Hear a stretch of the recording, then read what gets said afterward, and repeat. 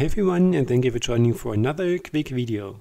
This video will be about a color palette that I was asked to do in one of my recent comments, and I could not really find the comment anymore. So if I would have found the comment, I would have shouted the person that asked me. But I hope you will see the video and I hope you like the result. So this was the request. It was a blue and an orange color palette pour, which I didn't expect to work in the beginning because blue and red and yellow and might look strange, but I was really happy about the result. But you will see. The colors that I'm going to use are very familiar to you, for those of you who follow me for a longer time now, which is, believe it or not, my Artina colors. And I also used some of my newly gained neon colors, because I thought it might look cool if it was a bit more neon, so I wanted to try. Of course, I also used some white, which I didn't put here because I totally forgot. And I used some Floatwhirl, which I did not put here as well, because I totally forgot. And the silicone that I'm usually using. So yeah, that was all that I'm going to use.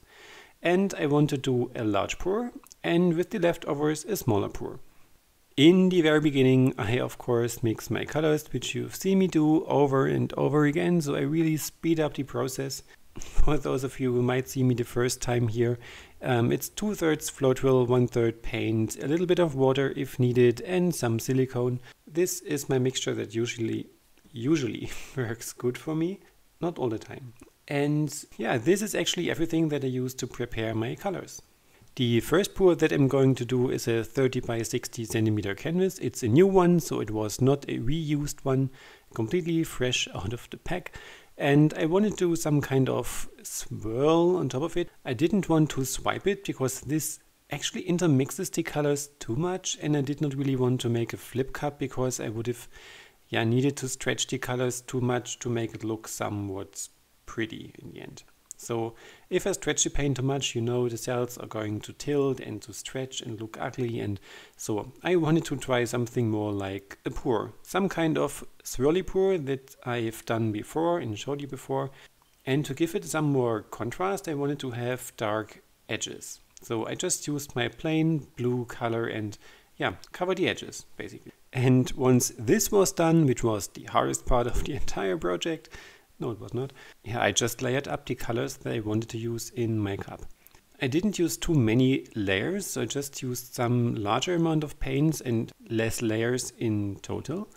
And I wanted to have some kind of color transition, so I layered the lighter colors, although it was only 3 of them, and the white. I made that the darker colors are on the bottom and layered up between the white, just to have a white layer underneath of the neon colors to make them pop and be bright when it's drying. Because what I figured out, and I will have a video coming soon about these neon paints where I was testing them on different pours. What I figured out, as long as something really bright and neutral colors underneath, like white in most cases actually, these are going to dry bright and vibrant. If there is a somewhat darker color underneath, they will not dry as vibrant and as neon as they are supposed to dry, and they got muted like just regular color. And especially with the yellow, if there is whatever other color underneath, it is not yellow anymore in the end. So I was not so sure if I liked the pattern overall when the pour was done, so I played around a bit, just to make it look a bit better for my eyes. And that's basically what I was trying to achieve here for the first pour. I was pretty sure it's going to dry darker because this blue is meant to be drying very dark, and I hope that the other colors are going to stay as vibrant and popping as they are right now. So let's see when it's going to dry. As I usually do have some leftover paints, I almost every time decide to make a pour of the rest of the paint. And for this one, I just used a reused canvas. So a canvas that I used before, which failed. I just painted it blue because initially I planned to make something resin on top of it. But, well, I decided to make another pour over it. And as I painted the canvas dark blue, as this works better for the resin and the pigments, I now decided to pour white paint over it to have a white base to make the colors pop in the end. You know, changes happen. Nothing really special fancy about it. I just painted it white to have a base layer. I layered up my colors in my pouring cup and poured it onto it.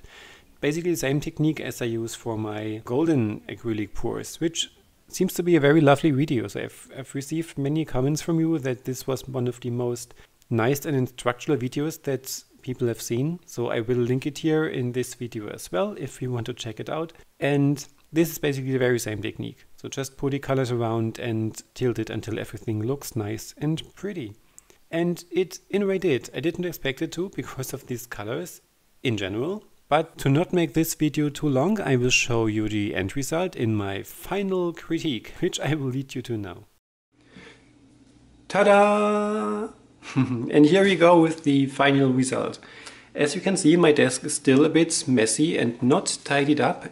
This is as it usually looks here.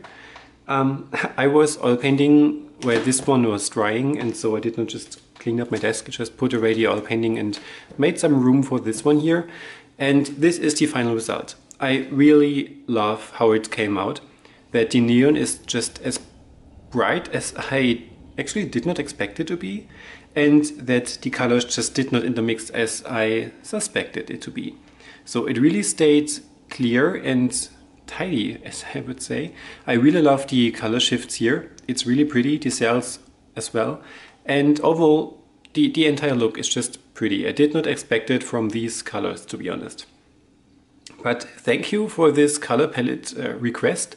And yeah, if you have a color palette request as well, just leave me in the comments. I would be happy to make it happen if you want to try something out on yourself or hesitate trying it out on yourself because you're not sure if the colors will work. If you can make something pretty out of it, just let me know and I will see what I can do. If I fail, you can make it better. If I succeed, I challenge you to try it as well, because then the colors might be working. So yeah, happy to help, because this channel is just about you and helping you grow and, well, you watching me grow on my journey as well. But whenever I can inspire someone to try something on your own or to help you out with questions or whatsoever, just again, leave me in the comments or contact me on Instagram, Facebook, wherever you want. You might have wondered why I didn't show the large one first, because this was the first pour that I did. And et voila, that's it. Isn't it pretty? Hasn't it turned out as pretty as it can be? Do you remember these videos when I tell you to put it somewhere safe so that nothing can actually fall onto it while drying? I did not put it somewhere safe so that nothing can fall on it when it dries. I was quite happy with the result of this, so I put it aside and yeah, I just opened my terrace door and it was a bit windy that day, and so something fell onto it and it was gone. There was nothing I could have done to fix it. It was just, it's a typical me. So things happen to me as well, as you can see. And so this is the only one that is still here. But the prettier this one turned out. Really happy about it. So let me know what you think about it, if you like the color palette, if you like the results, if you have any questions remaining from this video. It was nothing really fancy, special, new that I've not shown in any video before. But for those of you who made it until the very end of this video, so thank you so much for joining me and staying here. And I just wanted to thank every one of you, because I just reached the 2,500 barrier and it's really amazing how many of you are watching my videos, and I'm really grateful for every one of you.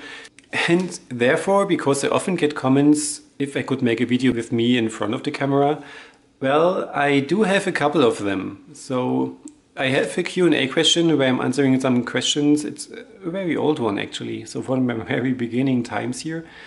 And I have a couple more when I'm in front of the camera, but if you like, just leave me some comments and questions in this comment box below. You can ask me whatever you want. So some color palettes, some techniques, whatever actually comes to your mind. If you have some questions about my private life, whatsoever, just let me know. And I will be making a Q&A video with me in front of the camera, which is still freaking me out at times, being in front of the camera. Not as much being behind like this, so only you can see my dancing hands all the time. But yeah, I will be in front of the camera again for you. So if you like, just leave me a comment and yeah. Okay, rambling off. Thank you so much for watching. If you have not subscribed yet and liked what you've seen, please hit the subscribe button. It really means a lot to me. And yeah, I'm pretty sure we see you in our next video. Have a great day. Bye bye.